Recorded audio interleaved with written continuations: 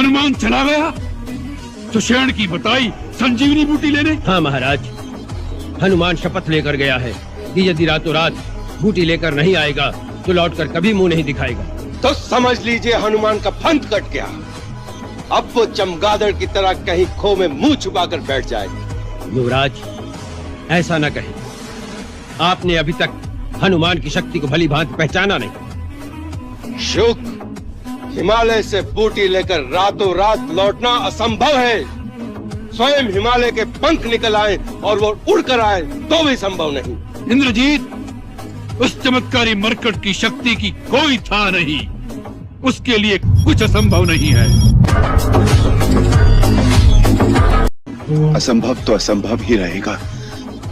कहां लंका का समुद्र तट, कहां हिमालय? कौन ला सकेगा संजीवनी बूटी? प्रभु, आपका इस दास से विश्वास उठ गया। हनुमंत, कैसे पृथ्वी के दूसरे छोर से आएगी वो बूटी एक रात में? प्रभु, कर्मवीर सोचते नहीं, केवल कर्मरत हो जाते हैं। आप आज्ञा तो दें। प्रभु, मुझे पूर्ण विश्वास है बजरंग इस कार्य में भी सफल होंगे। प्रभात की पहली किरण से पूर्व संजीवनी लेकर यदि नहीं लौट सका तो फिर अपना ये मुख आपको कभी नहीं दिखाऊंगा अयोध्यानाथ। जानते नहीं हमारे राज्य में चोरी का दंड बड़ा भीषण है। मैं तो समझा था जिस नगरी का राजा स्वयं चोर, उस नगरी में चोरी करने पर दंड नहीं पारितोषिक मिलेगा।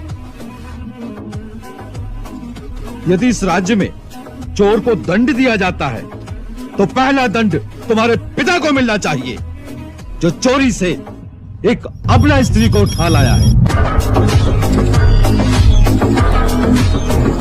इस भेद को कोई नहीं जानता, स्वयं अंजनी कुमार भी भूले हुए हैं। क्या भूल गए?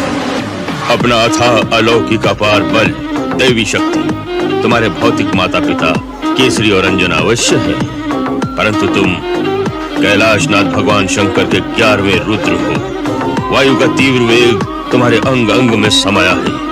हे केसरी नंदन, इसी कारण संसार तुम्हें शंकर सुवन और पवन पुत्र कहकर पुकारता है।